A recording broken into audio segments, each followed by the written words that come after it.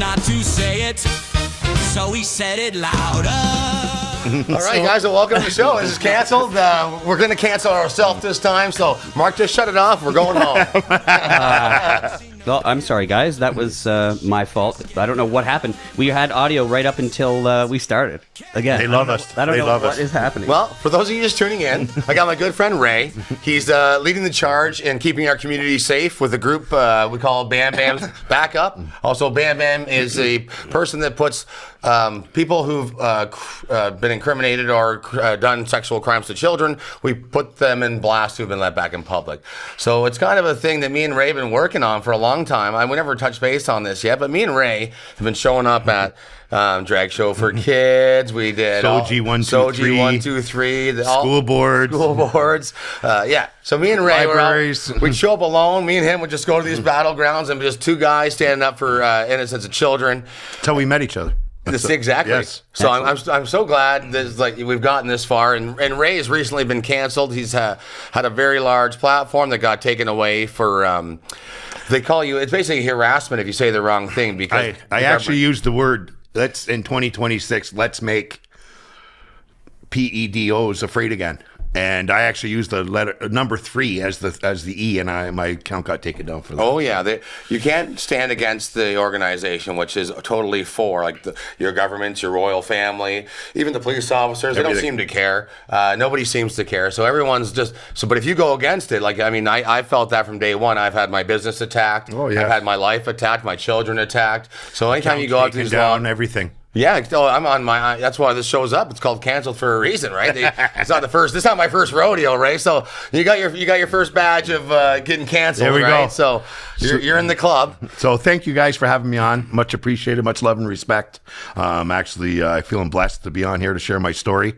So as Josh said, I'm Ray, aka Bam Bam, and I'm a survivor of sexual assault from age of 4 to 14 on the hands of my father and my sisters as well. My brothers and sisters, there were 6 of us in the family, 6 siblings, and we went through living hell more or less in my home growing up as a child. So I stand up on my power today to share my story with others, to let them know that they're not alone. And they don't need to live in that fear, blame, and shame anymore, and that we can share it and speak out. So, and what made you decide to finally speak out? Like and when did you start speaking out? Like how long has it been before you finally? I charged my father in my late 20s, and he got out. Like I said, my sisters charged my dad. We'll start there. My sisters charged my father when I was 17. They came to me and said, "We're going to charge Dad for what he did to us."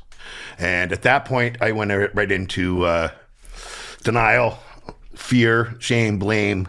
I was 17 years old. I was waiting to go play football in university, but fortunately, I never had the grades because of disassociation disorder and stuff. But I was an athlete and the bouncer in the bar and the tough guy in the city. And I was just like, what are you talking about? And I ended up running to the booze and the drugs. I discovered cocaine, I discovered whiskey, and I discovered OV. And I went and ran with that, and that was my escape. I found that when I got drunk and high, I didn't feel the pain from my childhood anymore. And of course, that's not the answer. And unfortunately, a lot of people turn to that, and some people don't escape it. And, some people aren't here with us anymore because of it. So I ran with that for a long, long time. Decided to get clean and sober and fell many, many times. But when I got strong enough, I was able to charge my father. When I was in my late 20s, early 30s, he got sentenced 18 months, got out 9 months good behavior. Tell me how a person that commits sexual assault on a person for 10 years of their life steals your innocence away from you on a daily basis, pretty much. There was incest involved. It was horrible, right? It was horrible. And it was living hell growing up in my house. There was no escape. And you go to school and you get bullied at school. You go to class, and I couldn't fit in anywhere I went. And the voices in my head wouldn't stop because of the PTSD and the trauma and the anxiety, and it was living hell everywhere I went. And as I grew older, with the booze and the drugs, the mental health got worse, right? And the PTSD was out of control, and it just came a time in my life where I knew I had to make a change, right? And I decided to make the change, and like I said, my dad got out early on good behavior, and that's when I started putting these flyers up. I found out where he lived. I went to the neighborhood, actually knocked on the door of where he was living, and my mother had passed through the time, and a lady answered the door. A bunch of children running around. There was a pool in the backyard, and it's just like, for me, the pool and everything, it was like I relived my trauma like that over. And I told everybody of the family, and they didn't care, just like my mother didn't care, right? She took my father back over and over again. And so I started doing this. I went to the neighborhoods. I literally put up flyers everywhere, got the megaphone out, started putting them on blast. And because I was the survivor of it, well, the police were called. Let's start there. The police were called because I was in the neighborhood, and the cops showed up at my house, and they said I had to sit down with the justice of the peace. And because I was the survivor of it, I was able to do it without getting in trouble. So that's how I found out the laws and what I can and cannot do about putting the sexual offenders on notice. So we can't put their names. We can't put their addresses. There's a... If you're a survivor, you can. Okay. So if I brought in survivors, we had I'm not going to say their names because I don't share people's stories. I don't share people's names. Because I promised them I wouldn't. But I brought in survivors to the neighborhoods with us, and not. I've been there for one. Oh yeah, there for one, and that was really moving. That's that really, I noticed what happened. So you see this, the young man was telling me, he goes, this person destroyed me when I was only 10 years old. And he's like, I've wanted this day so bad where I could come and scream at this house. But he's like, I was scared. Yeah. So, and I didn't really, because I didn't digest what any. Yeah, I don't understand, but I mean, I have compassion for it. And this is totally wrong. Like, I protect the innocence of children. I just know that's the right thing to do. But to see that this how it affects someone into their adulthood, and so he or you guys live your whole life in fear. Yes. Because and especially you, because it's supposed to protect you. Yes. Right. And our society, our laws, they don't protect the people, the victims. They protect the criminals. They protect the people that are assaulting children. And we see this day in, day out. They let them back into public. And nobody knows either. Like, if you go to the U.S., they have a sexual registration where you can see, okay, so-and-so lives on so-and-so street, and it's right there. You know not to buy that house in that neighborhood. So the RCMP are starting to give out more details of the case in their photos, but it says right on the first thing, if you use this to harass or intimidate or do anything to this criminal, you will be charged. Yeah, so you can't... Worse than the pedophile. Yeah. So the pedophile is free. Right. And we always know, I think it's like 95% of the time, they'll be a repeat offender, right? I mean... Well, in all honesty, I don't believe there's a cure for it. I believe the same thing, too. I think you're wired wrong. Yeah, I think you're wired wrong. I seen it in my father. He was like Jekyll and Hyde. Right? It was Jekyll and Hyde, and they're monsters. The monsters are real. And that's why I'm out doing my thing, because... I remember being a little boy, and before I got victimized, before I got traumatized, during and after, I would cry, scream, yell, and pray for somebody to be there to help me. And when I started doing this, and I started seeing the effect it was having on people, the neighborhoods, the people, when I asked for backup, and the people that started showing up as the backup crew, as victims, and I watched these people, this is the best part of this whole movement for me, is to watch the others in my backup crew step into their power, past that shame and blame and fear. Because see, as a survivor of this, that's what holds us all back. You talked about fear and shame. And that is what holds us back as survivors, as men, women, right? It's that shame, blame, and fear, because you don't want to tell your story. You don't know what, I remember when I first started talking, I would walk into a room and analyze that whole room. Like I said, my mind wouldn't stop through the mental health, and it's that hypervigilance, right? Yeah. You get the and I could analyze the whole room. Who's talking about me? Who knows what happened to me? I feel dirty, right? I feel shame, that blame and that fear. So when this movement started, people were reaching out to me and saying, me too, it happened to me too. And, please don't share my story. And the empowerment of that, and I would build them up. I would tell them, thank you for sharing with me. And, you're not a victim in my eyes, because you're actually speaking out. You're talking to me. So if I'm the first person you ever spoke to, thank you for sharing with me, but keep talking. And, you're not alone anymore. And I'm here to help as much as I can. Now, I'm not a psychiatrist. I'm not. You've just been through it. I've been through it. I've walked the walk. I've talked the talk. I've been going to counseling for 20 years. I've been clean and sober now for almost 17 years. So like I said, I've walked the walk, I've talked the talk, and I'm still doing it. Like I'm still a work in progress, just like everybody else is. And, I'm still healing. Unfortunately, it's a life sentence. And this is another reason why I'm doing what I'm doing is I'd like to see the laws change, because as a 54-year-old man, I know what I have to go through. I know the work I still have to put in myself every day to be a better person and the better version. So, I started my group, and in the morning, I get up in the morning, I go outside, I do my grounding every day, and I show my followers what I've done and what I'm doing to help myself be the better version of ourselves, and to pass that shame, blame, and fear through counseling, through whatever it may be, right? But Well, even speaking about it if you've been abused, that's the abuser. They've tried to condition you not to speak about it, and that's the whole. Right? I mean, they've conditioned a lot of people. That's why they fear to speak about it. Well, my father's best one was, if you tell your mom, I'm going to kill your dog, I'm going to kill your sister. Wow. That's right. And I'm sorry, brother. And that's the shit that they What instills the fear to speak against. That's the power, right? And I remember one time we were camping I don't know where we were, and we're in the lake, and we were camping, and I said something that I shouldn't have said, and my dad put my head under the water and almost drowned me. And he kept doing it, right? Because he didn't want me to talk. Mm-hmm. And it's the power. It's all the power. So it's that fear, that blame, and that shame that they put onto us, and they take away from us. Like, they steal our innocence. My innocence was stolen from me at 4.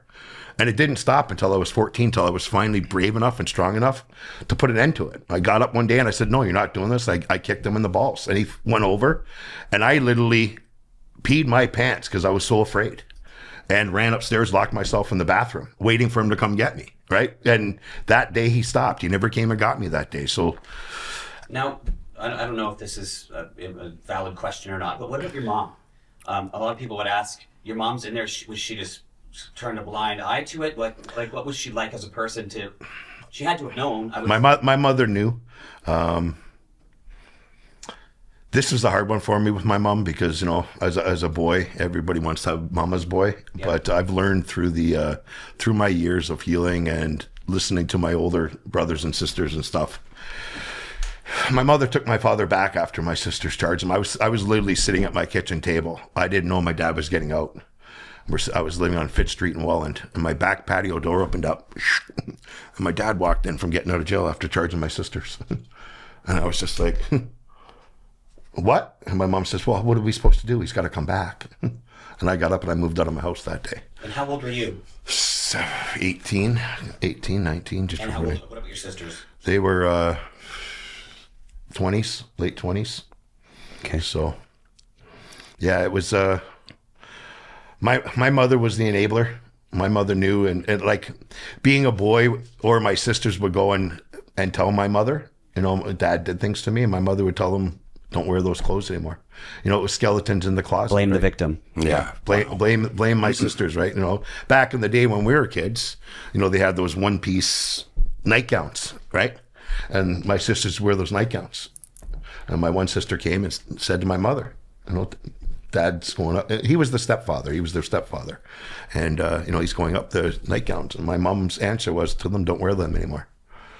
And times were different back then. That's all I got to say. And skeletons in the closet were real.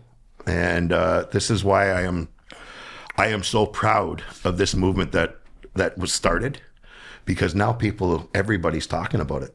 Where when I was 10, 11, 12, nobody ever spoke about it. It was skeletons in the closet. Now people are screaming it from the rooftops, and, the Epstein files are coming out, and, it's a real life. There's a lot of people out there suffering because of it. And the fact that our justice system allows it to continue and go on, and they're making it a political agenda, it's disgusting. Right? These are little children. They've normalized the idea. Even like the Epstein files, you hear all these horrendous crimes that are happening. They're talking about it. There's I don't know how many emails there are, but everyone's like, oh yeah, they're just eating babies and drinking blood, and that's whatever. It's normal. Yeah. Brad Pitt, he's great, or whoever the next celebrity is doing it, right? And it's just like, and to me, it's all of them, right? There's a big. What's the worst thing you could ever do to a person, right? What's the worst crime you could ever commit? Stealing a child's innocence, right? So, if you don't speak out, you're complacent in it as well. Yeah.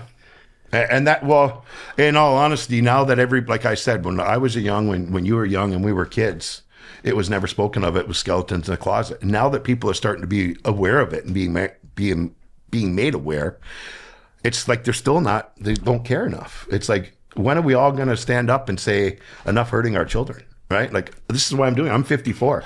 I'm telling people what it's like on a daily basis, what I have to go through, the struggles, the PTSD, the anxiety. And I'm healed. I'm more of a healed person. There's a lot worse. I had a person come out in my crowd, of my backup crew, that they didn't leave their house for years, right? From the depression. Lots, like women, men, kids, right? So it's... Now, what do you do to, subside the voices? And obviously you abuse drugs and alcohol, and that's obviously that didn't help. You just had to keep piling it on in order to sort of numb the pain and stuff. But so are you sober now? I'm sober, clean and sober 17 years now. I've remained clean and sober. I went to rehab many times, and like I said, when I was going to my rehab, I discovered it was my childhood trauma that was causing all this. And unfortunately, like, I went to Homewood. It's supposed to be the best rehab around. And when I brought that up to my, like, we had the group setting, like an AA meeting. Yep. A bunch of men and women sitting around. I know I'm Ray and I'm an alcoholic. And I brought it up in there. And when I brought that up, everybody was like, and other people said the same thing. But unfortunately, the counselor said, we're here to help you with your drug problem. We can't help you with that. Well, that was the root cause of why I was using drugs. Yeah. So I got out of the rehab. I was clean, sober, 18 months, tripped, fell, right? And then it was just one day I just said enough's enough, right? It was enough. And I got 2 children, right? I got 2 kids. I got a wife. And I had to make the change, get my family back, right? So... And so, is there anything else you can do to sort of calm your mind or become? Oh, yeah. Like, are you ever at peace with the things that happen to you? I'm at peace now. I'm at peace with it now. But that's through counseling. Like I said, I've gone to counseling for 20 years. I'm a firm believer in counseling. I've actually got some of the backup crew, as we call them, into counseling. There's free counseling available. I'll share it with Josh. You can share it to his online. I go to counseling weekly. I go to Brookside Mental Health. I have a awesome counselor. I've learned through the 20 years. I've gone through a couple, and for the people that are struggling and that want to go see and speak to somebody, I highly recommend going to see a counselor, especially if you've been abused as a child. They teach you tools of how to work yourself out of PTSD, the anxiety, breath work, breathing, grounding, mind-body connection work. Like, the little boy inside of me, or inside of you, or inside of the woman, the little girl, that is the one that needs the most healing, because that's the one that's still there and still exists. And it's the mind-body connection that helps so much. And that is what you learn through counseling, right? You learn to sit with your emotions. You learn how to deal with your emotions. You learn how to, some days you get up in the morning, you don't want to get out of bed, right? Because the depression's too bad, or the anxiety's too bad, right? And do you still have those days? No, I don't have those days at all anymore. Counseling probably got you to this point of where you are today, where you can go boldly in the neighborhoods and say, this is who I am. 100%. This is happening to me. Join me. And I see it all the time. Yes. I've seen you breathe like life into these people. And I'm like, that's Bam Bam. Like, I just show him on my page when I go down there. I'm like, are you part of that? I'm like, I'm just following Bam Bam, man. Bam Bam's followed me down some dark paths when we do these protests. He's always had my back. So when you started doing this, I was like, I have your back 1,000%. And you built a pretty large following pretty quickly. Yes. And it wasn't in followers. We like to call them, there were other survivors. Yes. And that's the sad part about today's social media and the rules they imply on us, that they actually took all those survivors away from your leadership because of you said the word, I think it was pedo, spelled with an E, and they don't want you saying anything. Like, the hate, they call it hate. Everything they put under the guise of hate, like, oh, you're hating. Bullying. But meanwhile, the trauma that you guys have gone through is the most intense bullying and hatred, right? That a child can they endure. silenced us, right? See, that's the way I looked at it, right? Not only did I build that platform of survivors, victims, concerned citizens, it was a place where we could go and talk and share, not in-depth stories, but I would do lives all the time, and I would go on and people would message me and, me too. And it was somewhere that they could go for the first time and say, me too. And I would set them up with free counseling, and I would talk to them and just be there and let them know they're not alone anymore, right? Carry that weight of that shame, blame, and fear, and teach them that the more you speak and the more you start to talk, and you start to see how people are looking at you, like they're not looking at you like you're dirty, like your mind's telling you. They're not looking at you like, oh my God, you're gross. Like you had to do that with your dad. And that's when that shame starts to being passed, right? You start, okay, I don't have to be ashamed. I don't have to be afraid to talk, right? And when I started talking, I couldn't shut up, right? I'd be in the mall, right? I'd be walking, and anybody that would listen, right? And I would watch them, and you know, I'm a big people person, right? And I would watch their facial expressions, and it'd be like, most of the time they were like, me too, right? And they would start crying, and that's what I'm getting now. Like, you'd be surprised how many people are still silenced and still sit with that shame, blame, and fear that don't have the strength, don't have the know-how, right? Now, is it by talking about it, it's sort of, you know, you don't really own it, but you sort of just accept it and then you can work through it? It's called radical acceptance. Okay. Right? You have to learn to accept all the bad that happened to you. It wasn't your fault. Mm-hmm. Right? And then you got to sit with those emotions, and almost like you have to learn to digest them. It's like when you start healing at the very beginning and you start going to counseling, it's scary because you're going to talk for the first time, right? So you're sitting in a room with a complete stranger, right? And you know, your anxiety's already high. You already have PTSD. I remember going into my very first counseling, and I remember my counselor said to me, she goes, breathe. And I looked at him like, what? I am. And I was literally like this. I was wound like a top, right? And I didn't know it because I thought it was normal, because that was how my body functioned my whole life. I didn't know any different, right? And it's that hypervigilance. It's PTSD. It's the anxiety. You don't know because you don't know, right? So I'd walk through life. Like, I can remember sitting in school and not being there. It's disassociation, right? It's somewhere that your mind takes you to keep you safe, right? When you're being victimized as a child. And that stays with you.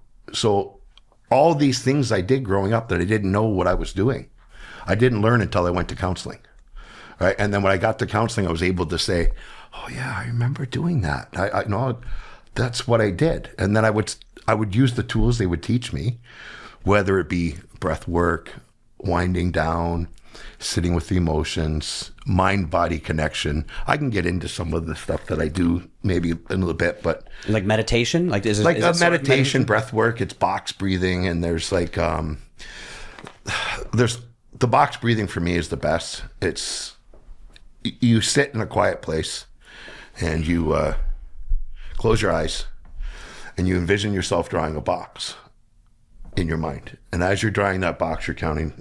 So I'll do it right now. Do it, buddy. Yeah. Yeah, So let it I'm rip. going to do it live because I do it on my lives all the time. Sure. So what you do is you'll get yourself in a comfortable spot. You can do it with me, Josh, All right. as you do it, okay? And you get yourself comfortable and you close your eyes and take a couple breaths in through your nose, out through your mouth, and just relax, okay?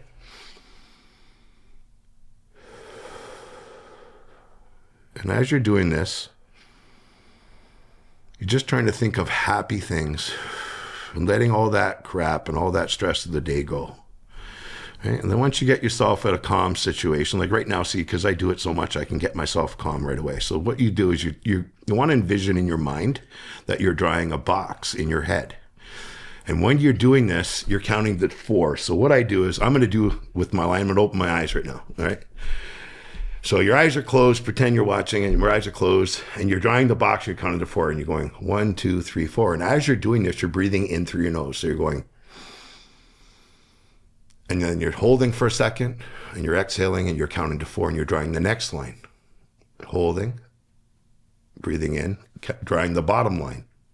Holding, breathing out, finishing that completion of the box. And what you're doing in your head, you're going to continue to do that box breathing, counting to 4, over and over and over again, as many times as you need to, until your mind starts to slow down. And all those other thoughts in your head that are all out of whack, oh my God, and it brings you back to center. And for me, that's one of the best things. So I'll go outside, I'll take my shoes off. I do it every day, any season. I do it every morning. Before 7:30 in the morning, I get up and I go outside barefoot in the snow, and I'll do some box breathing, hug trees, whatever it may do, right? But, Yeah, but I get you. but I've been there. I do that. like, Yeah, you know yeah. what? We're on the And- same page and there. I've gotten here because I found the things that work for me, that made me feel better. Learning to love myself again, to accept the things that happened to me weren't my fault. right? And that's the biggest part of it. And I learned that through counseling. And like I said, the box breathing, I want everybody to try that box breathing on your own. And like I said, I did it pretty quick here, but it's just, you're just sitting at one. And it's just like, I'm going to do it right now.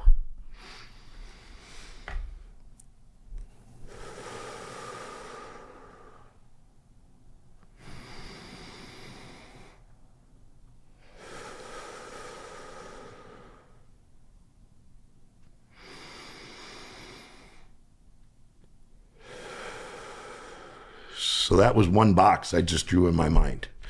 And when you're doing that, the main thing you want to do is try to just concentrate on drawing that box over and over. And if your mind slips off, bring your mind back to that box and keep doing it. And eventually your mind will start to do it. It breaks the focus on the negative, It right? breaks the focus on the negative, right? And it brings you just to think of one When you're thing. breathing, it's like One thing. You're focusing on one thing and you're teaching your mind that. You're teaching your mind not to have to, to think of 50 things at once, like the ADHD that kicks in, right? You can't settle down. It's like, oh my God, you're all over the place, right? So this slows your mind down.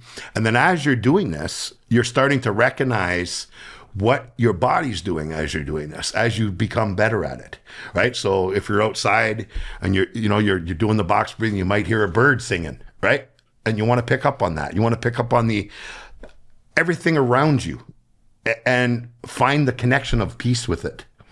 And for me, that's what works, right? So it's a form of radical acceptance. It's a form of sitting with your emotions, and it's a form of dealing with my emotions, right? And not running from the emotions anymore, because our minds can be the best or worst for us, right? And it all depends what mindset you want to have.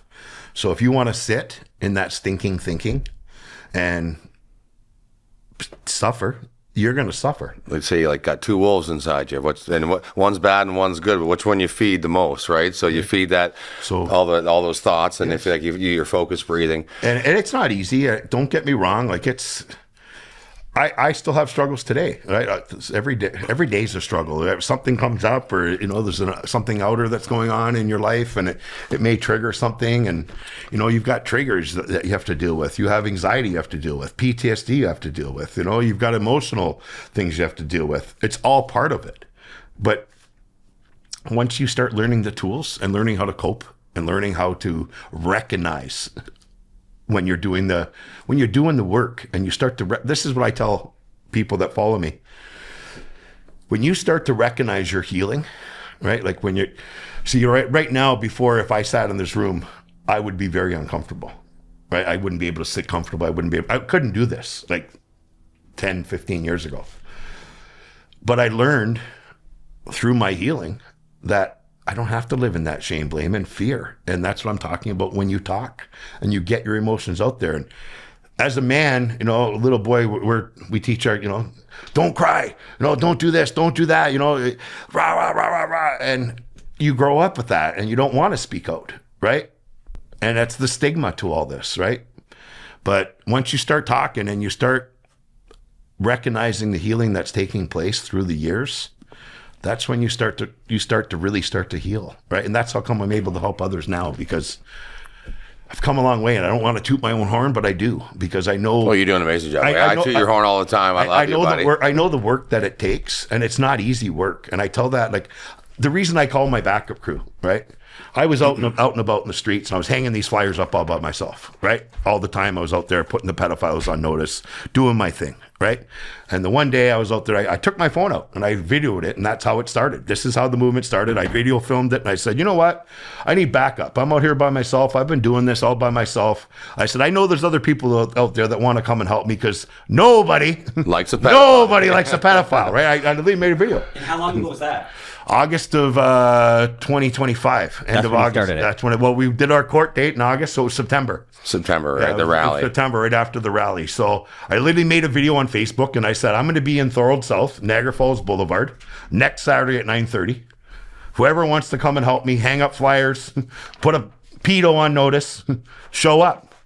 And I got there at 8:45, and there was 10 people there already. And I think that was our first rally. I think there was about 25, 30 people showed up. So I was like, holy cow, right? Yeah. And it just kept growing. And I said, you know what? Next weekend we're going to be here, right? And people are like, how do you find these people, right? How do you find the pedophiles, right? So, A good question. How do you? well, I got to be careful. I'm just Little teasing. birdie, right? A little birdie. Well, you know what? Like I said, nobody likes a pedophile, right? And you'd be surprised when I started going out there, how many people started talking and saying, hey, my uncle, my cousin, Yeah. my teacher. Like, it's just, it's everybody. It's every walk of life. Doesn't matter what color you are, what race you are. It doesn't matter. It doesn't matter. They're everywhere, right? So I started hanging posters up, asked for backup, and that's how the backup crew started. Now, like, we were in Welland one week. I think there was like 75 of us. Minus 20 degrees. Yeah, They're like- showing up. And Like it's amazing, right? But it's like I really said, the amazing. community grew because we all were looking for this. We all were looking for somebody to share with, and somebody to step up. And it was just so happened to be me, I guess. Right? And I think it's important to say that even if you're not a victim, you can contribute to this. You can come out, you can support 100%. people. I think it's important for people to know that they can support you and they can come out and show some love and 100%. Support the kids, right? Well, like what I do is, what I usually do is on Wednesdays, I go out and locate them. Right? I already know where they live, but before I go there, I want to identify, make sure, are they convicted? Are they charged? What was the offense? Blah, blah, blah. And then I'll scope the neighborhood out, what kind of telephone posts are they steel? Are they concrete? Right? Are they, so when we show up, like right? reconnaissance. Yeah, I do like private Pedo investigation, reconnaissance. Right? Pedo reconnaissance, pedo tracking, right? Yeah. And then I'll find them, right? Locate them. And then like I said, I'll go to the neighborhood by myself and I'll put these up, talk to the neighbors and say, hey, we'll be back Saturday. And then I'll go home and I'll make a post on Facebook and say, hey, I'm having a protest, or I call them community safety awareness gatherings. Yeah. that's the way Right? to do it, right? That's the way to do it, right? Because and all we do is we'll show up in the neighborhoods and the surrounding neighborhoods and we canvass and we walk, we talk, the neighbors, and How have the neighbors been so far? awesome. Yeah. Amazing. Well, they come out, Oh, a they thumbs offering up. us coffee, water, juice box. It's amazing. One guy's like, he's like, I've lived here for 50 years. Like, which house is it? I'm like, let me come in for a second. I gotta, if you don't want gotta be careful, You got to right? be careful, Yeah. right? Like I heard, Yeah. right? He lives But in this area. This right? area, right? So, but the neighbors are amazing. well, everybody wants their neighborhood safe too, right? Who doesn't want to know that? And it's not like people try to give us a bad name online, like, oh, you're disturbing the peace. Like, no, we're not. We're not honking horns. We have a couple cowbells, some light little cowbells, just to kind of like, who doesn't want to know that you have a sexual offender living in your neighborhood? we've had a few that weren't happy with us. I mean, out of the hundreds that are happy, We've done 26 communities to spend 26. two people have weeks. been upset. Yeah. And maybe 2 people have been upset. Yeah. Even the Niagara Regional Police have turned and they love us now. Like they How can you not? They show up and, well, I'm going to tell you something. I've had, and I won't say names because I don't share stories and names, but you'd be surprised how many people, including the police, like when I go to the courthouses too, I go to the court and chaperone people there, like families of victims there. And you'd be surprised how many police come up to me and say, thank you very much, give me a hug and say, me too. Wow. And that's stuff like not just police, it's everybody. I can't go anywhere nowadays without people coming up to me and saying, you're the Bam Bam, right? And giving me a hug and saying, thank you, me too. And it's mind-blowing because I've always known how bad the problem was, right? And, I've been called crazy, the tinfoil hat wearing guy and everything like that. Our world is ran by satanic pedophiles, right? Literally, and I think a lot of people are finally realizing that. Yeah, like- people would say the craziest things. Like even when you watch Alex Jones. Yes. Case in point, he was like, It's real. Everyone thought he was nuts. And don't get me wrong, there are some things he says that Yes. is a little outlandish, and that's what conflates the actual real stories, right? So when he was saying stuff about the baby's blood and sacrificing and all this stuff, Eating you're babies. just like, okay, this is nuts. But people are realizing that this is actually real. This like is true. is things that have actually gone on and are still going on. Just imagine Epstein's the only one we know about. Guys. Yes. There's a lot more islands. There's a right? lot more out there. That's something else that I'm finding too is that the amount of protection that the pedophiles Millionaires Club, get. right? It's just not even the millionaires. It's just the local people. Like what people I don't think understand is once a pedophile gets charged and arrested, right? They get put into the system. They go to court using our taxpayers' money, right? Because they're getting legal aid. And then they suck the system out for the legal aid and they go to jail. They're using taxpayer money again. Then they get out of jail and they usually claim mental health because now they're using pedophilia as mental health. They go on ODSP or welfare or the system, right? Or whatever halfway they are. house for a halfway while. house, right? And then they're using our tax dollars again for the rest of their lives. Right. So as a survivor of this, what they're using our tax dollars for, it sickens me, right? And then they reoffend again, and then they do it again. They use the same system, our same tax dollars. So what do you think is the solution to this? So, I can't say it on. I can't say it well, on. okay, yeah. Doing what we're doing is a solution. I understand. It's the small movement. Yeah. Basically, change legislation is the goal for Bam Bam, I think. And I think right? everybody knows what you mean by that. Yeah. But what I mean is, clearly that's not an option. I'm thinking more about like on the system. Like, is there something we can do, or do you see a path forward that isn't the average Joe paying their tax money to support these sick individuals? If we're going to ask the system that's already in place to help us, that's the definition of insanity. Yep. Right. Yeah. So the system that is in place right now is full of pedophiles. True. And they're protecting them. And if they're not a pedophile, they're protecting them. Like, I look at it this way. I got to be careful what I say and how I say it, but Yep. it's all of them, right? It's all of them. Well, they And they're all know. complicit. If they don't do it, they already know what's Put it happening. this way: if he was a pedophile or I was a pedophile, we wouldn't hang out with each other. It's that simple. Yeah, right. very much. So, Yeah. you know, these people are sitting in these seats. They're knowing what's going on, and they're allowing it by keeping their mouths shut. And that's where I feel we are at as society now, because now we're being shown. You and I have known our whole life, lizard people. We've always been the crazy. Yeah, oh, conspiracy yeah. people, Baby right? eaters. Baby eaters and Oh, all that yeah. stuff, Yeah. right? But now we're being shown it. So what are we going to do about it? That's where I'm at now. It's like, it's out there. It's in our faces. It's happening on a daily basis. It's happening now as we speak. Children are being victimized as we speak. Human child trafficking is real. Organ harvesting is real. It's on a worldwide, because I won't use global, because I don't believe in the globe. Let's talk about flat Earth. And it's on a worldwide scale, right? And it's out of control. And all I'm seeing is favoritism to the pedophile. So I would like to see jail, stricter sentences, right? Don't be lenient on the pedophile. If you touch a child, you lose your rights. And if they want to make it a mental health disorder, I'm all for that. So take them. You know, you got Doug Ford wants to put $25 million into Niagara Falls and stuff like that. We have a huge pedophile problem in the Niagara region. So take that money, go build a mental health facility somewhere. Strap all the pedos to the bed, pump them full of the mental health drugs, make them like that. We all know where they all are. They're coming to get us, I think. Yeah. Yeah, the cops are Coming to here. get us. Alabama's nice knowing you. Yeah. Right? Yeah. Thanks for setting me up. Yeah. No, I just set you both. I think it was Mark. You set us up? No, yeah. But I was talking about this with somebody else recently, and they used to be asylums like that for people that are now, a lot of them are building tent cities all over Yes. Canada and all over the world, really. And a lot of those people would be in this place where they can be supervised. They can at least live in dignity. And obviously, I'm referring to people that don't have a choice here. Yes. Not talking about, you know, the people we're talking about Yes. here.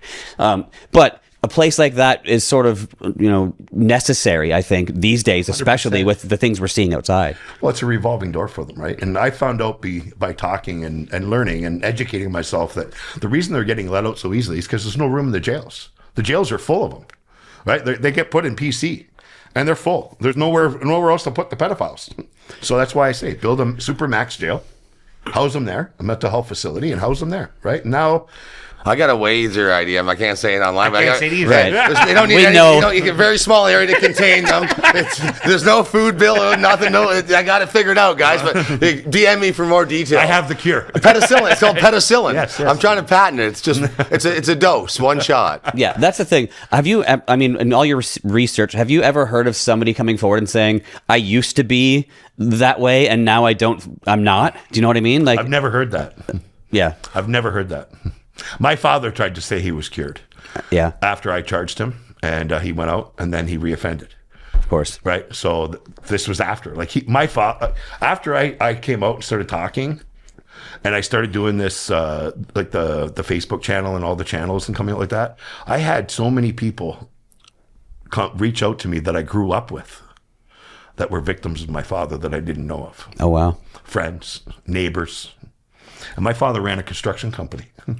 right? So he was in all the neighborhoods. And now, see, back then you don't look at it like that, like where they're going, what are they doing?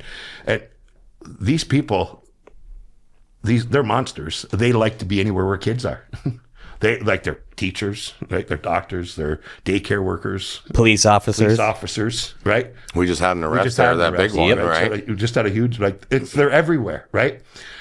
We were in, like, they play clowns, they play Santas at Christmas. Well, there's Right. no jail time for these guys. So of course, there's no fear, right? Right. So, well, that's what they do to us. So that's why I'm doing what I'm doing. When we go to the neighborhoods and we're yelling at them, like I've had cops call me and say, "Hey, were you in that neighborhood?" Like before I got there with the crowd. And I'm like, "Oh no." Well, we've had complaints that you were there, and we know we've seen your truck. And I'm like, "Okay, well, what do you want?" "Well, we just let you know that the pedophile's afraid." And I'm like, "Okay."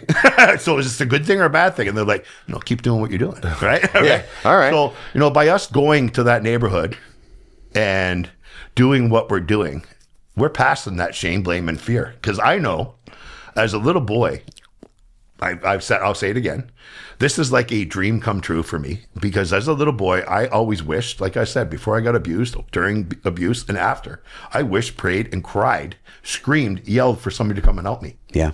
Right? And there was nobody to help me. My father was my abuser. My father, the protector, was supposed to be there to help me. He was the one victimizing me daily, right? And my sisters, right? Is he still alive? No. My father actually impregnated one of my sisters. That's how bad it was at my house. So she was 14. Wow. I had to watch on the dryer. That's how bad my house was. We had lockup rooms where he'd put us, and we'd have to wait. It was living hell. And people need to understand the severity of these people. These people aren't normal. And you asked me this earlier, and I'm going to get into a little bit more now because I'm more comfortable. But people need to start understanding that monsters are real. And these people, you're saying a cure. What can we do as a society? There is no cure. There is no help for these people. They go after us because they're empowering themselves, because they're taking our power away from us. They're stealing our innocence away from us.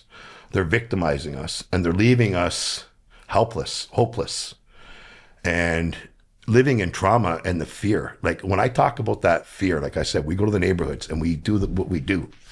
I do that because I know that we're passing that fear and that blame and that shame back onto that person when we're walking through the neighborhood. Because many a days, me growing up, I would hide in my room, hide in my closet, right? Like I set my bedroom on fire. I lived on Endicott Terrace. I set my mattress on fire when I was like 8 or 9 years old. Why do you think I did that? Because it was a living hell for me, right? My whole house was, right? So it was always trying to escape, right? And through my healing and through my counseling, I found that escape. And then when I started going to the neighborhoods, my dad, I felt the empowerment coming on. So when I started doing this with myself and asked others to do it, I knew what it would do for them. And that's why I did it, right? And I'm seeing it. Like I said, it's week 26 for us. And I'll sit back every week. I sit back and I'll watch the crowd walk by me of survivors, victims, wherever they may be in their journey. And each week I'll watch their faces. You say, Oh, yeah, I've been there. You'll see their faces they're happier, they're prouder, they're passing that shame, that blame. I'm watching people, women, men scream at, shame, and it's just like, they would never have done that before. And they're growing and they're getting. Well, even some of the people there that I don't know, but I'm a hugger, right? Yeah, Everyone me knows too. me as a hugger. I hug everyone. That's what I did for the Freedom Convoy and some of the younger people there. I hug the whole crowd every time I go. I say, "Hey, Bam Bam," give everyone a hug. And but when I first started going, the people were not huggers. They don't want you to wrap their arms around. They don't that. But I mean, I've actually seen they're coming to me for a hug Yes. now. So like they have this huge safety network, and it makes you like. For me, I just the energy that's provided in this small group, and it's kind of changed a little bit. We've seen it grow. Like we've bringing people, and like the last time where they had a beautiful group prayer. Yeah. And then love so there's a spiritual element to this as well. People think we're just going around like vigilantes. No, these are a lot of good people that are hurt, and they've always looked for answers. And you have a spiritual journey, Yes. right? I mean, 100%. You feel free to talk about that. Like you've had a spiritual awakening. So through my healing process, I turned to see. I never went to church. I always went to Catholic school, right? I always did stuff like that, and took religion classes and stuff like that. And I always knew there was a higher power. But I didn't realize how impactful that higher power was until I started doing my healing journey. And I was coming clean and sober through the drugs and going to the meetings and getting enlightened. And part of the healing journey, when you start to recognize the healing, I started recognizing the enlightenment happening, right? Like I shared a story with Josh, 2017. I had an accident, had an injury, broke my back. I was sitting in my backyard by myself one day on the painkillers because I had to use the painkillers, and I was struggling, and I was thinking of booze and drugs, feeling sorry for myself with a broken back, didn't know where I was. PTSD was kicking in again. All my anxiety was kicking in. And I was going to go get a 60-pounder of rye and an 8-ball. That was what was in my head to escape. And I just started asking for help. And I shared it with Josh. I said, just please don't let me use today. Please don't let me use today. And I've had this happen to me a few times where I felt like somebody came over me and gave me a hug. Holy Spirit. And I got the goosebumps. I had something whispered in my ear telling me I was going to be okay.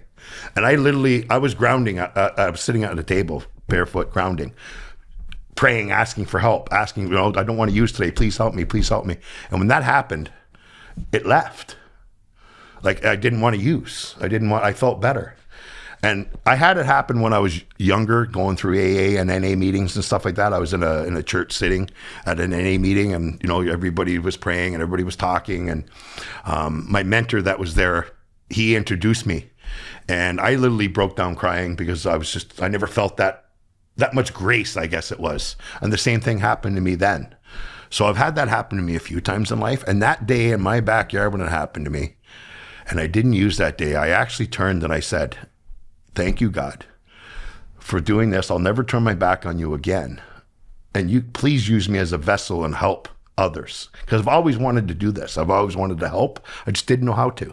So when I started this journey, I was driving home from a counseling meeting one day, and I kept hearing vessel, vessel, vessel, it repeating in my head. I'm like, what the heck is that? What is going on, right? What? And I pulled over and I just started box breathing and just meditating and just trying to quiet my mind. And I was spoken to. Vessel. Remember you asked me for the vessel? I'm using you as a vessel.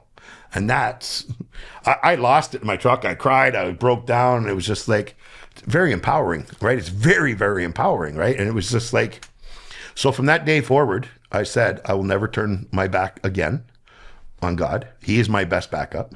I still don't do the church thing, but I pray. I am love. I am light. I am. I say that all the time because we're all brothers and sisters. That's how I look at it. And yeah, he's my best backup, and I'll never turn my back on him again. And you said we started to pray. We said a prayer during before we did our rally. Yeah, no, it was absolutely beautiful. It was very beautiful. It was. It's. I'm looking at it this way: out of something so horrible that stole from me and stole from so many others, by doing what we're doing, we're actually turning it around and making it into something very powerful, healing, and beautiful. Because I'm watching people heal in real time. I'm watching people step in their power in real time. I'm watching people hang signs up on telephone posts in real time with big smiles on their faces, and they're stapling up there and they're turning it around, and they're getting the empowerment that they never had in their life for their very first time. And then I'm watching them. Like I say, I'll sit back and watch them walk by me. And each week wow, look at that person. Wow, look at that person. Holy, listen how loud that person is, the speaker. Listen how much this person stepped up this week and is helping somebody else. Right? And it's the biggest part of it is knowing you're not alone anymore. Right? To sit in a room with 30, 40 people and not be uncomfortable in your skin anymore. It's beautiful. Because I lived like that my whole life until I started healing, which was, it's been a long journey, right? Like I was victimized for 10 years of my life. So I've been in counseling 20, and I still go. I go every week still. And for me, it was the best choice I ever made. And I fought it until I made it. And I've had 3 really special counselors in my life through my years. And I've had a couple bad ones, but that's part of it. And you have to learn to accept that, because you're going into a room like this, sitting, talking to a complete stranger, man, woman, whatever it may be, right? And you're sharing your most intimate details, because when you get in there, you are sharing your stories. You are letting them know what happened. You're opening up for the first time. You're crying, like you're screaming. Like I go there, I still cry when I go to my counseling meetings. I'll cry online. It's part of it, man. And what happened to us was the worst of the worst of the worst. And that's what I keep saying. There's nothing worse that could have ever happened to me in my life, ever, for 10 years. Being raped by your father, there's nothing worse. And watching him do it to your sisters and participating and being it was just, like I said, it was horrible. So does that make you sort of fearless now? Yeah, I am fearless. I am completely fearless to the point where sometimes it's scary. And, but you know what? I can back it, right? Bam Bam for a reason, right? I grew up angry. Right, I was an angry boy. I was an angry. How did you get the nickname Bam Bam? Can I ask? Is that gonna? Bam Bam, right? I grew up angry. Well, Bam Bam was the boy from the Flintstones. So the Bam Bam is and the a strongest wrestler. little thing. He throw everybody around, right? Yeah. So I grew up. Like I grew up. Started bouncing the bar at like teen dances. 14, 13. I was a bouncer, right? And then I was 15, 16. I was a big guy, and I started bouncing in the adult clubs at 15. That's Hotel Welland, right? Yeah. And before it was bad, and then I just kept going and bouncing, and that's how the Bam Bam came in, and being the big, strong, tough guy and stuff, and fighting and beating people up, being angry, and I made a lot of bad, booze and drugs that all went with it, right? And made a lot of bad choices. I through all of my addiction and everything like that, like I was so bad, I lost the house, I lost my car, the wife left, took the kids, right? She did the right thing, right? And I kept running and running and running, and like I said, it was it was a hell of a ride, but I'm glad I took it because it made me the person who I am today. So I'm glad that the others are on it with me now, because I'm just standing up to show others that there is hope.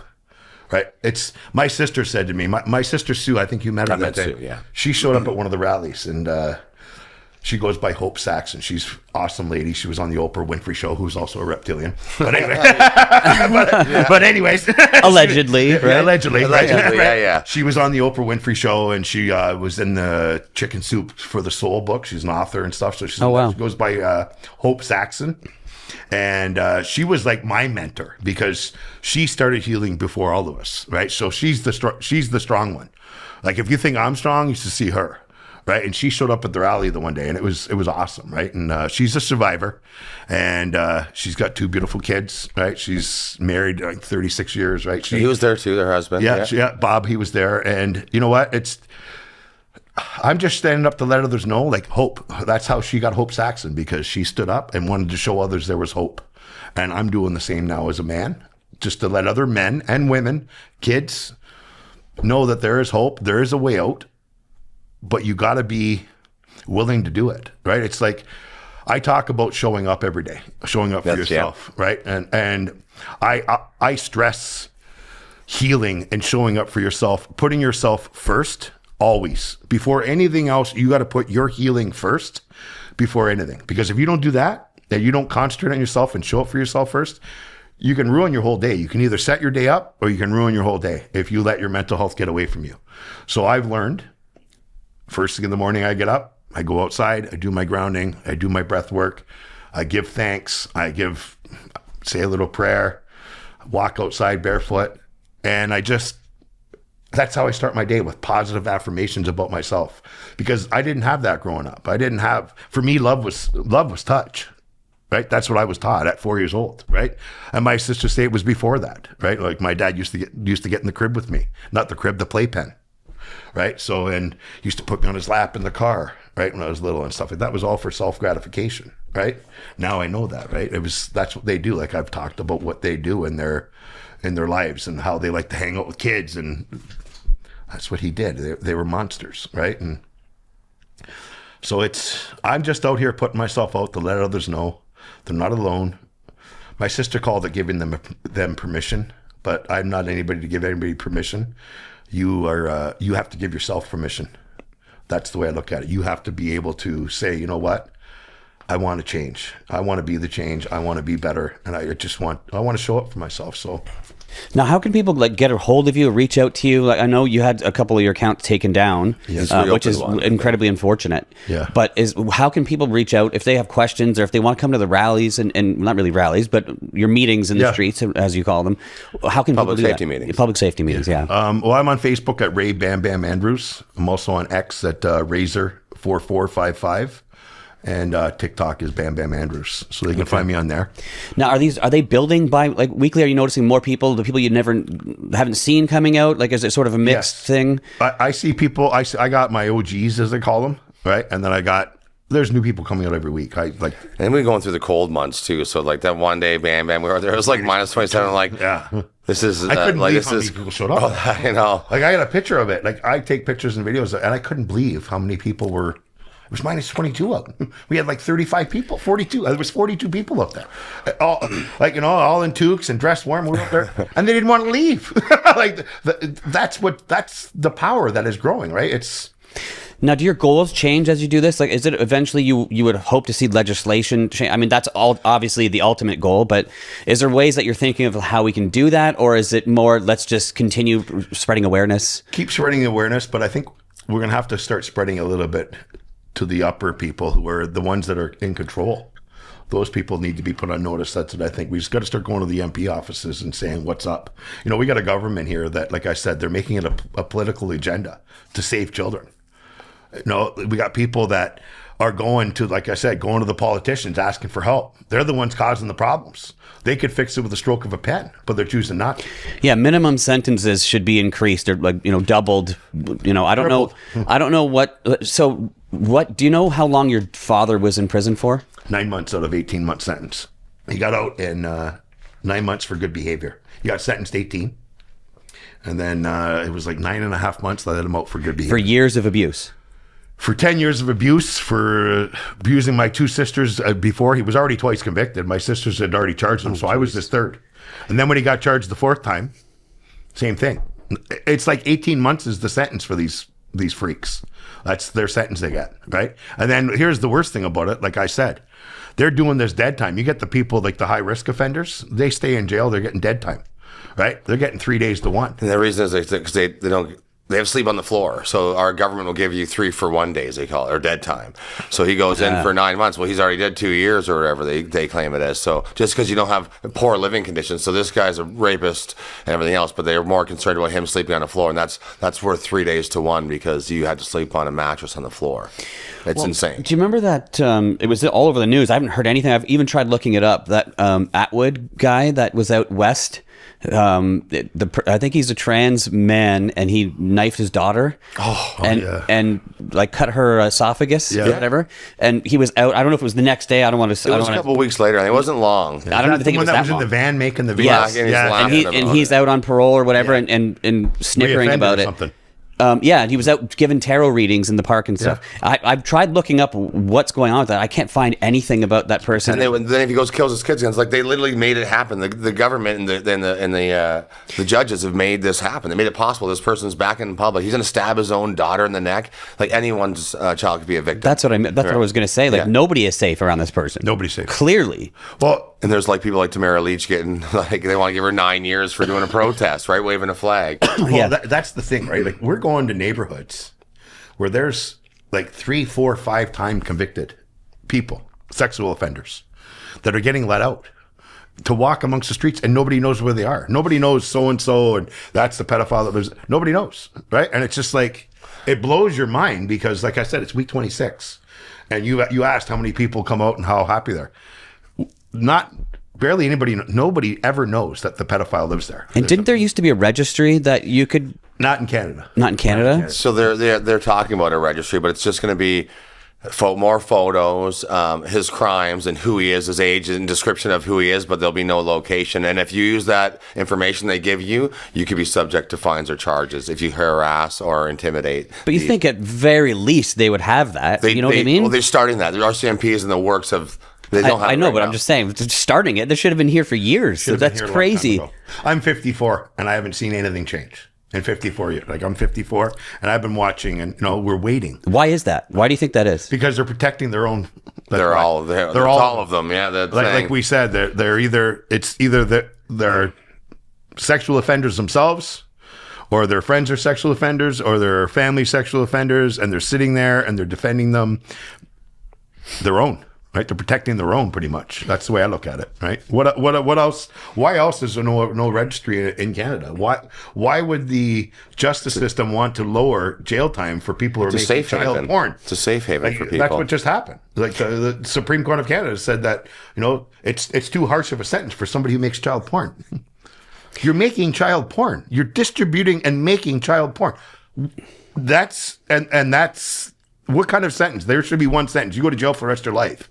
Like that's how it should be. So we did. I remember working with you. I'm not going to say which city it was because I'm going to description of the house. It was a small little white house. This person was distributing and making it. And we get to this house, and we're protesting near it, and he's got moving video cameras. Yes.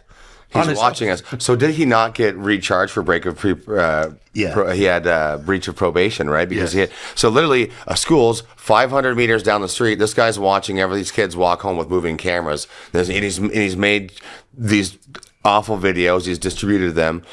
And like we had to inform the police, like, hey, is this guy allowed to have like surveillance cameras for in front of the, like on this crazy. road that leads to the school? Like, no. So eventually he did. The guy got charged with, this is the way I look at it. We've been in the neighborhoods in St. Catharines there. The guy was up on 126 child porn charges, 126 images on his device, possession, distribution. Okay. So before he even made bail, I was already in his neighborhood putting flyers up. That's how fast I'm getting at it. Right? I'm tracking him down that good. Then he gets bail. Put out in the neighborhood where all the kids are. 126 explicit, grotesque images. That's how it was written in the paper. Distribution. So who was he distributing those images to? And why aren't they arrested? Yeah. That's how broken our system is. Well, that's like this whole Epstein file thing. You have a bunch of victims, but no perpetrators. Yeah. So it's like, Ghislaine Maxwell sitting in jail for what? yeah, exactly. I don't think she's in jail. Have you don't think seen she's her? in It jail. looks like Mike Myers. Yeah. Right? It's not her. It's not her. I- Definitely not her. it just seems odd that like we have a bunch of victims and no perpetrators. Like, I don't know. Justice needs to be served. That's what I'm waiting for. I believe it's going to come eventually. I want to. I'd like to participate in it. Right? Have you Right? thought about like taking this on as like an advocate and really trying to push some legislation changes within the government? Is that something you're feeling like you want to get involved with? I do, but I don't want to work with the government. I don't want to work with them because they're part of the problem. They are the problem. They could solve it. Right, but if not you, who's going to do it? So we were some Right, other groups. like you got to change it from the inside out. I would think. The inside is Otherwise, broken though. I know that, but maybe you could be the one that come in and heal it. I agree with you completely, 100%. I can't just think of one the government politician. needs to be stripped down from the top to the bottom and then rebuilt, restructured every way, shape, and form before there's any fix. Because they're not gonna. They would have already done it. Like there's nothing worse than It's designed almost. It's done by design. It's done by design. It's Satan. It's Satan, right? Yeah. It's beast system, right? I remember being St. Catharines. Remember Paul Bernardo? We had a murderer lived in our town, and we shut the whole town down. Yeah. The town was shut down. Kids were getting escorted by police to school. Yeah. And there was a couple girls missing, and everybody Knew about it. Knew about it. And now you could say, "Oh, there's 10 girls missing from St. Catharines. No one's talking about it." Nobody even knows. What a different world we live in today than flashback to 25 years ago, where we actually cared about children. And if a child went missing or a child was hurt, it was massive. The world stops. Right. You guys remember growing up when the the TV would come on? Hey, it's 9 o'clock. You know where your children are? Yeah. Remember all that? Yeah. Yeah. Neighborhood watch, all that stuff. That's all gone. All that stuff. There's no say. When I go to the neighborhoods, we also look at the schools, like you said, schools, playgrounds, They're always daycares, near, too. libraries, and pedophiles. Which ones don't belong? Right? It's like Sesame Street. I said, Yeah, last I week, love that line. right? Yeah. And it's just like, so I'll go to the schools after the fact and I'll hang signs up after, or I'll do it by myself previous, right? Just to make people aware. Where we're going this weekend, we're going to Niagara Falls again. And I went and I did my private investigating work the other day. And I sat about 100 feet away from his house. And I looked to my right. There's a big Ontario Park playground.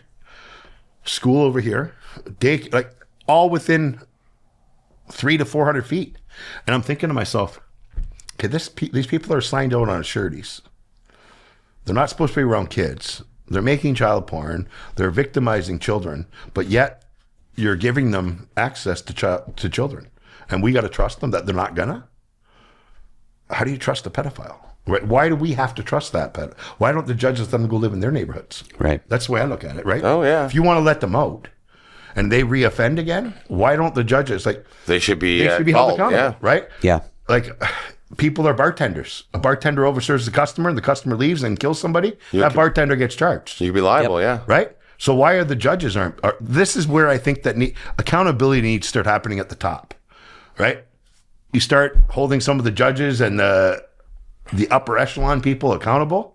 Maybe they'll start giving stricter sentences, and they won't let these people out as soon, right? Well, and I was thinking about this the other day, watching some of your videos and stuff, and you guys walking through the streets. People are really going to start taking it into their own hands. So when they have a family member or a friend who is assaulted, people are just going to be like, well, the courts, they're not helping me. They're not doing anything to protect my kids and to rectify this situation. So people are just going to start taking it in their own hands. Look at that UFC guy. What was his name? He's in jail, though. Who he beat Brock Lesnar. No, not Brock Lesnar. No, he beat him, though. It was Cain Velasquez? That Velasquez, Yeah. Who shot the He guy. just got out. Did he get out? He just Shot got him. out. He just got. He didn't kill him, though. The guy lived, right? He did was live. abusing his daughter or Luckily, something. he lived. Niece, I believe it was. It was a niece. Yeah. Now, that's the thing. People fear. So if I have I do have 5 children.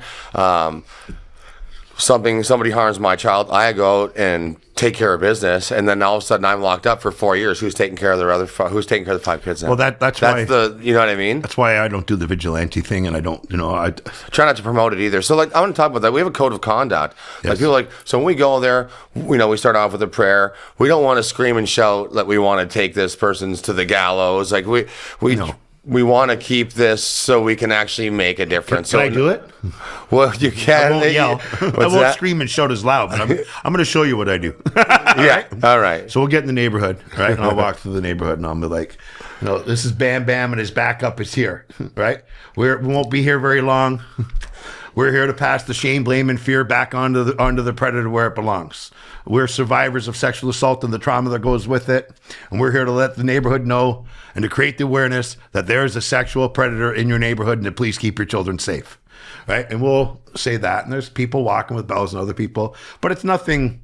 I'm not out there saying, kill them. We're not doing stuff like that. It's not anything vigilante. Well, there's children there too, and there's children. Right. There's children in the neighborhood, so we're not going out there to scare anybody. course. I know they kind of try to paint that brush, Oh, gosh. paint us with that brush. But I mean, on social media, like if you go to these things, it's not very long. It's a Saturday, so if anyone has, it's 20 minutes each Saturday. That's what I said. Maybe to an people. hour. Yeah, maybe sometimes an hour. Oh yeah, but I mean, it doesn't. You can show up. Yes, and leave anytime you want. Yeah. And you can leave anytime you want. And I love doing it. I mean, I wish I could go every Saturday. I travel quite a bit, but I make as much as I can. And I think I always say on my lives, I'm like, there's all those people that say you want to get out and make a difference. Go out there and help people that are survivors. And, Yes. seeing them happy and seeing them grow, that you're making a change. You are making a change. This small little group has made a change so much that they Huge. had to shut down your Facebook page, right? We Well- have police officers calling us. We're getting threats from people. I mean, you're in the right direction when you're getting your Facebook page taken down. Well, when you're getting your Facebook taken down, like I said, we show up to schools and stuff like that. I go to the courts and stuff, and I'll chaperone. And you do this every day too. It's not just Saturdays. Bam Bam's Well, out every single I'm almost day. out every day. You see, what I do is, like I said, we've gone to 26 neighborhoods. I know a lot more. This is just what I've exposed so far. But I've got little books at home with names, addresses, everything, crimes, everything they've done from way back. And it's just, you'd be surprised because nobody likes a pedophile, right? And people have reached out to me, and I just take it down, I jot it down, make notes, and I'm going to keep doing what I'm doing. I don't plan on going anywhere. And it doesn't matter how much pushback I get from the government, from the broken system, or whoever it may be. This is a necessity. This is a need that needs to happen. And I'm just grateful that I was able to do what I did and am doing, and have people that want to come and back up. Like you said, communities, people, concerned citizens. It's not just survivors. It's not just victims. It's and it's everybody. important to talk about it too. Yes. I find that there's such a stigma with people that don't want to talk about it. I'm not necessarily saying victims. I'm saying people in general. Even today, like there should be thousands of people in the streets angry about this, Angry. right? You think and, so? And people are afraid, like, to go out. I don't know what it is, but there's still sort of a little bit of a stigma when it comes to, this type of thing, right? 100% there is. And it's, Well, they're watching it live on CNN every day. The people are afraid to talk against these pedophiles. Yeah. They're literally scared. So like, they're not doing it on here. We're not doing it out there. They know that, we're I call it the serpent or the lizards or beast. whatever, the beast. There's a bunch of names for the evil entity, but that's what you're facing, right? So it's always, people are scared. People are truly literally scared. Yeah. I do have to tell you, the entire time we've been talking, there's been some great discussions on the chat, and I should have put it up here, but I didn't want to distract you guys from the discussion. And there's people talking about their stories, saying, this happened to me, this happened, and I'm not going to say anybody's names as well, but thank you all for sharing all these things, and I'm sure Bam Bam's grateful for this, and there's also a lot of love coming your way from all these people. Well, you know what? Thank you, everybody, because this is what I'm about, and that's what I say. I go to the neighborhoods and I spread love and light. Because you know what? When I started this, there was so much hate. You'd be surprised how many people attacked me. I had all these other Facebook groups coming at me and targeting and saying that we're vigilantes. I'm going in people's faces with the megaphone and screaming at little kids' faces while I'm out at rallies. And it's just like, are you kidding me, man? So Yeah. I look at it this way. If you got a problem with what we're doing, You are the problem. you are the problem. Yeah. Right? So I want to say thank you to everybody that's commenting and stuff like that. Love up to you all, because I know there's people in my backup group on here. And to the people in my backup group, I'm not, like I say, I don't share the names, but I've got about 10 people that have reached out and started free counseling through the counseling. I'm going to share it with Josh, and maybe we can attach it to this or something Yeah, later. for sure. And it's, I've got people reaching out to me that are attending the free counseling and stuff like that, and are healing and getting the help and the tools. So anybody watching this, if you're suffering, whether it be booze, drugs, mental health, addiction, being a survivor, being a victim, wherever you're at, I want you to know right now, I'm looking at you right now, you're not alone anymore. And it always, always gets better no matter what. And it's that song, it's okay not to be okay. Just don't stay there, right? Every once in a while I get stuck and I'll get, feeling sorry for myself, or I'll let the emotions take over. Mm-hmm. And that's all okay. But you have to learn that that's part of your healing process. Sit with it, digest it, work through it, talk to yourself, let it out, cry, yell, scream, whatever you have to do. It's time to heal. It's time to show up for yourself, first of all, and keep doing it, because we've suffered long enough. There's way too many people that still haven't even spoke out yet, that are still suffering. And I just want everybody to know that they don't have to suffer anymore, and it's time to heal. I feel like you need like a website and like a little like community forum where people can come and ask you questions and talk with you. It's That's what I want to do. It's very unfortunate that you don't have your social media channels that were taken away, but maybe we can, we run a marketing company, so maybe we can help you build out a website where people can communicate with you, and you can set up these meetings in the street and just build a community for yourself. That way you have somewhere for people to ask you questions, right? And it's not just on X or on social media or whatever. It's more of like a formal place where you can promote what you're doing, and you guys can have honest discussions, and like I said, you can help people. Yeah. And I think that might be a great thing. Like, start your own little organization and build it from there. I think that would be a great everybody start. would love that. Yeah. I think everybody would love that. Well, maybe we should meet and talk about that, and maybe we can help you out with that. Yes. We definitely will. Yeah. I think it's important.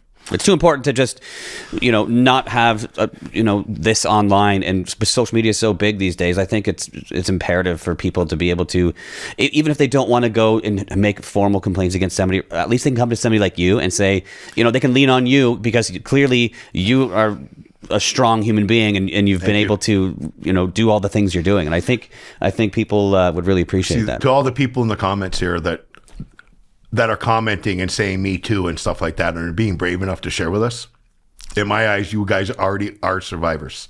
And I tell everybody that, people say I'm a victim. If you're strong enough to talk to me and come on an open forum like this, you got to take some credit for what you're doing. And that's part of the healing journey. You got to start recognizing the strength that you do have, because you've lived it. You're living it every day still. You're going through it without any tools, and you're still surviving it, even though you're struggling. Like I said, I lived in that hypervigilance for years, PTSD. I thought it was normal. Dissociation disorder, that's all real. And for those that don't know what that is, it's something that your brain learns at a very young age to take you away from that area to keep you safe. It's almost like you're leaving your body. It's like an outer body experience. And that was my biggest, I still do it today. And I have to do the box breathing. I have to do the breath work to bring myself back, because it's somewhere, like if some days something will go wrong, or I just won't be there. Like that's part of just, I can be in a room and not be in that room. Right. And having a full on conversation and just forget what I'm talking about. Right. And I used to think it was because of all the drugs I did. Right. But it's the mental health. It's the disassociation. It's the trauma. Right. It's the pain. And it's something that our brain does to keep us safe. But once you learn to unwork that, and that's what I talk with everybody about, showing up. Because our brains, because when we were abused as a kid, our brains aren't wired like everybody else's brains who weren't abused. And it's clinically proven. So our brains, it's stinking thinking, I call it. So we can sit and we can dwell and we can stew, because that's what our brains are used to. And once we start unworking that, and we, like I say, the mind-body connection. So when your mind starts going and you start racing and that PTSD gets going, slow yourself down, and I want you to start recognizing what your body's doing while you're doing that. What is your feet doing? What are your hands doing? Is your neck doing this? Are you clenching your fists? Are you doing this while you're doing it? I want you to start to recognize that. And then once you start to recognize that, start to put it together. Okay, what's my mind doing? What is my mind thinking about? And why is my body doing that? And the more you start to do that, you can start to teach your mind how to unwork itself by doing the tools, the breath work, recognizing that. And the more you do it, like right now, I can feel myself going into a PTSD moment when it starts coming, or an anxiety moment. But my mind now does this. That's what I call it. It's almost like it's automatic, because I've retrained my mind not to go to that dark place anymore, right? Positivity is key, right? So that's the biggest thing about this, right? You have to really want it, right? And you got to really have to work it. Just like when I say, you go to the gym, you want bigger arms, you got to do more curls. Right? You want a bigger chest, do more bench. You want to fix your mind, you got to do the work, right? And it's hard work. But once you start doing it and you get good at it, because you get better at it, and you start to recognize it, and then you start to recognize it. It's like, wow, There's benefits to this, right? benefits to this, right? Hey, I didn't overreact this time, right? When somebody said something, or I didn't get triggered like that this time, right? When something came up on the TV, or because I'm going to tell you, a few weeks ago, I haven't had a trigger. They're called triggers, flashbacks. It's part of the PTSD and the trauma. I was sitting in my living room, and I told you about my dad said he was going to kill my dog. There was something came across the TV, and it came on, and I smelt. My father was construction, so when I walked into your shop and I smelt that wood, that was a trigger for me, because my dad had a shop at home, right? And that shop was a nightmare. Everywhere in my house was. So when I walked in here, I smelt that. 20 years ago, that would have set me right off. But right away, I smelt it. Remember I said I used to work the brake? Remember I told you that? My dad taught me how to work a brake when I was little, right? And I walked in your room, and it was like Metal shop, right? flashback. Yeah. Like it was like reliving it.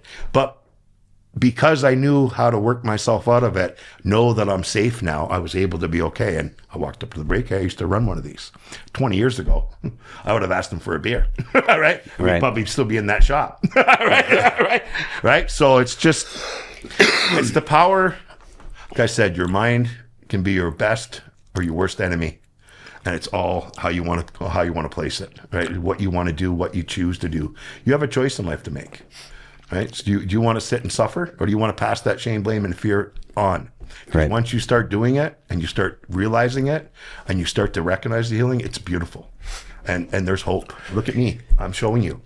Well, there's other groups too. Like I was going to mention today, there's some groups in Toronto that have done. They call them the Mama Bears, but it's Save Our Children. They talk about human trafficking. We've done some pretty big protests over the year. They're non-political protests. It's basically based on children, and we're going to be doing that March 7th in Toronto. So it'll be at noon. So I think that we're going to do we're going to go to Toronto. Yeah. So I think it's happening everywhere too. Toronto's just one location. One of them, It's everywhere. It's all across North America. Yeah. So I love this. this because it's, bipartisan and it's, it's non-political. It's just if you can't get together for their kids and to It's over. It's over. if we can't strengthen our communities, regardless of your political affiliations, then we have a major Well, problem. that's funny you said that because I've been reaching out to all these groups for the last little while. All the freedom, all these people that are out there doing stuff and saying same thing. Hey, what's more important? Our freedoms are important, but what's more important than our freedom? The kid's innocence. That's right. Right? That's where it starts. If kids don't have freedom, nobody does.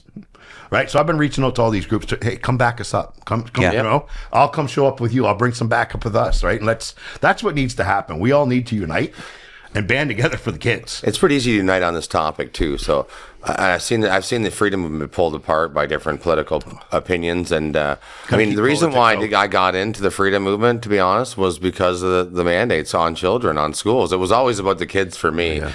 Me too. And that's how I met you. We were out doing protests, me and Bam Bam, in the middle of, we went and served hot dogs at the vegan restaurant. Remember that? Yeah, it was had beautiful. they had the big hot dogs, little buns. Transgender story time. Yeah. So ages 3 to 12. Or Bam all Bam's ages. cops were there. Bam Bam's in the mosh pit. They're screaming. My picture was in the paper. They put me right center of the paper. Huge hate. Resurgence of hate. Resurgence Me and of you. hate. Yeah. Right now. There's me and Bam Bam. For the transgender community. And that restaurant closed, by the way. They closed said it 2 was years gonna- ago. That's Yeah, because it was vegan. I think that was the problem. Well, here's the thing. No one cared about the drag shows. It was the goddamn fucking menu. So with Yeah. saying all that, I want to clear something. I want to clear the air with that. I don't hate anybody. I don't hate the trans community. I don't hate the gay community. I don't hate anybody. I don't hate if you're black, green, pink. I don't hate if you're a cat. I don't hate if you think you're a squirrel. I don't hate anybody. What I hate are the pedophiles. Leave our kids alone. Yeah. I don't have any problem with anybody else but that. Right? I'm not. That's it. Yeah. Right? I love everybody else. Our world needs more love and more light, not more hate. But that's Not what drew the line racism. with. That's the government doing that. That's the divide they want. They want us fighting each other. They want us to hate each other. Well, they because- put this child stuff in with Pride. They kind of hijacked Mapped. it, right? Like, oh, hey, you guys are doing. It was just.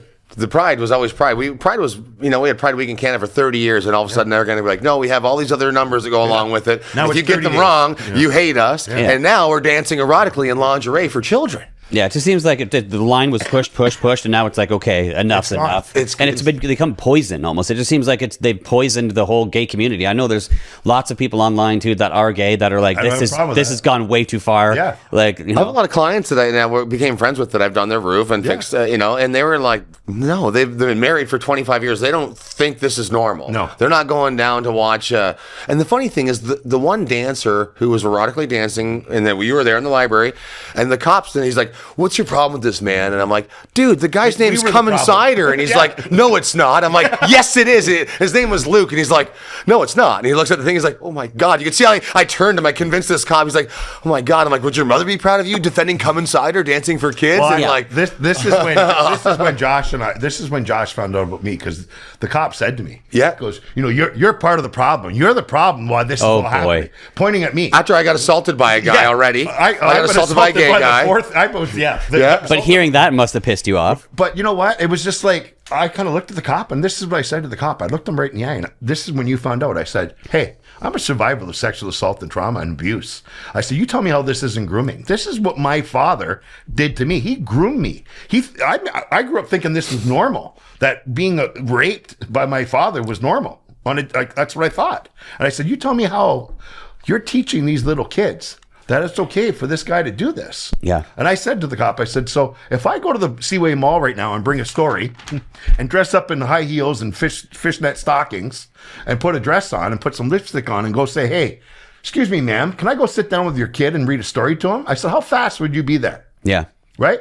What's the difference here? It's just organized. That's it. That's it. Yeah. Right? By the government, Yeah, paid and by by your the tax government, dollars. Yeah, right? paid by Tax dollars, Those are- yeah. those are- And I always said too is why not have somebody like even like a gay lawyer in the or whatever Doctor. That's whatever exactly what I said. pick your gay occupation. roofer. I said, Yeah, sure. Yeah. I don't think there's any of those. I'm in. I said that to the Niagara Regionals. I go, Yeah. why can't you read the stories? Why Right. can't we get a fireman here, a dentist, a doctor, Yeah. a lawyer, a roofer, a That's right. construction worker, And- anybody?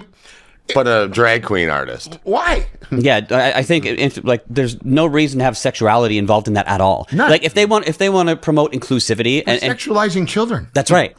It's children. Yeah. We can't bring our kids to the freaking Sundowner, to the strip club. Yeah. Right? So why can't they go to a library of all places? You're supposed to learn. I always said to Josh, we would talk about this crazy.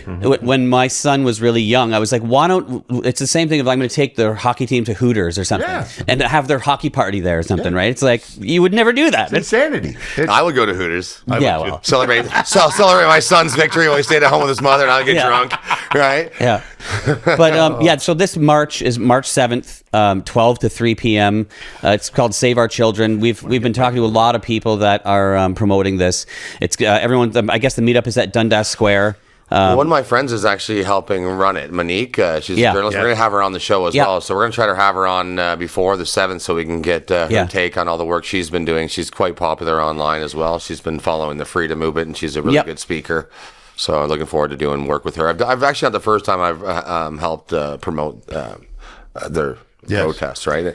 And I'm sick and tired of just talking about politics at this point. I'm like, hey, they all suck. Politics they is all over. shit. Yeah. I'm on the side of the kids because that's our future it. generation. That's our future. So the politics, I know what they want. They want us to have they want nothing and be happy. There it is. Yeah. Klaus Schwab, right?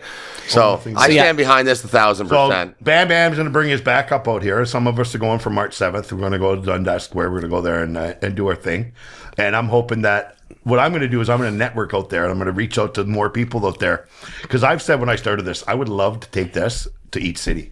There needs to be a Bam Bam in every city. I'm Yeah. going for a tour. There needs to be a group of pedophile hunters in every city to put them on notice. Yeah, To create well, the awareness. Again, I think after this, we'll have a discussion, we'll have a meeting, and we'll try and build out a website for you, and then maybe we can just start building it from there. Franchise Bam Bam's back. There's a lot of You know what? I said it because It needs to be I done. said chapters. 'Cause We some put a people reach out chapter- to me. We put a chapter in every city, right? Across Canada, right? And we get people, hey, every Saturday, let's go out in the area, right? Here's a code of conduct. Here's a code of conduct. Yeah. Here's what you follow. Keep it peaceful. Spread your love and light. Create the awareness. Walk and talk, right? Yeah, I think it's a great idea, and maybe at some point, maybe the powers that be will recognize that clearly there's an issue here. There's so many people reaching out to me like, oh, I need Bam Bam in London. I need Bam Bam in Yeah. Alberta. I'm like, We gotta clone I'm like, them. I'm not here to tell you what to do, but I'm like, it needs you. If you guys are concerned, it's so Bam Bam only went with 3 people the first time. It started off this. Start off with me. Me, yeah, Right? you That's guys a what it hero. did, right? So I'm going to tell you what you do. So start going to the court dates, right? Start following your local newspapers, right? Find out sexual offenders being charged, when their court date is. Yeah. Go to their court dates, right? You'd be surprised once you start going to the court dates and Yep. and the families that are going to start reaching out, right?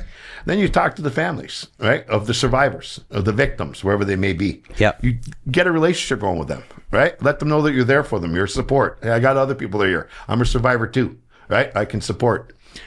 When they see a person like me talking and they see my strength and I think I put myself out there as being a pretty strong person. You're awesome. That you can talk to and share with. And I'm not afraid to say whatever. But when you're out there, people want the help. So when I'm in the courtroom and I'm in there, I'll start talking and then I'll find out where the guy lives, right? I'll go to the neighborhood. I'll find out where he is. Yeah. Make sure he's there. Identify him. Right? Maybe I'll follow him around for a little bit, right? And you know what? Allegedly. There will be. I think honestly, if we did this, there will be a lot of people, like a lot of them in the comments here, that are very sleuthy, that might have their own sources, and we could create an anonymous sort of inbox. People Yes. can drop in, check this out. Everyone will remain anonymous, and I think, like I said, a lot of these Here's people the in thing, here, though, right? they will contribute. Here's the thing, though, right? You got to make sure, like, I started out, I was going to the convicted pedophiles, right? Because you can get anybody to say, oh, this so-and-so raped my Of kid. course. Right? So you got to be sure, right? So that's why I do my due diligence. Yep. And then I put it like a little, I asked, we get people who are getting let out on bail in jail here, right? Do people want to go to the neighborhoods there when they're getting let out early or they're getting let out, right? And we started just creating the awareness. So it's kind of like a soft notification. Yeah. Right? Just to go to create some awareness to say, hey, just keep your kids safe here. There's no somebody in interest here. Be careful. Right? You never know. Right? Yeah. So Well, I don't know what the laws are. We'd have to do some digging about. Obviously, we can't put addresses, but there's probably, we could start almost like a bulletin board of there's XYZ and like a map. Like you, This is exactly what I want to do. An Yeah. app. Because you know how we don't have there's no tracker. And I've said this before. Yeah. If the government ain't going to give us, follow Bamba and his backup crew. I'll bring you to the neighborhoods. Yeah. I'll bring you to the areas. So at least like 26 neighborhoods I've been in. Right? Yeah. I got you listed home. Yeah, there's a bunch of things you can do with plugging in cross streets and then a little pin, and so people know they could go there, they could In reference this it. area, keep your children That's right. safe, Yeah. right? So within a kilometer of these two cross streets, here's a pin, a red pin. You know that means bad news, bears, Bad news. right? Right. So that's something I've said that from the very beginning. I started making videos when my page got taken down. I had it was crazy amount of videos I had up there because I would just go on and throughout the day I would make videos. Right. If I was struggling or I was having a good time, I would share whatever I felt necessary to share, whatever I was going through at that moment. I would just come on and let others know, hey, this is the reality of it. And a lot of people that weren't sexually abused, they can't relate, but everybody can relate to mental health. Everybody can relate to addiction, alcoholism. Everybody can relate to all those things. And I was a master of them all, unfortunately. But you know what? I learned to unwork it. And I just want to let everybody know there's a chance. There's hope and there's light at the end of the tunnel. And it doesn't matter how many times you fall, how many times you fail, as long as you're willing to keep getting back up and keep loving yourself and keep putting yourself first, there is light and there is hope.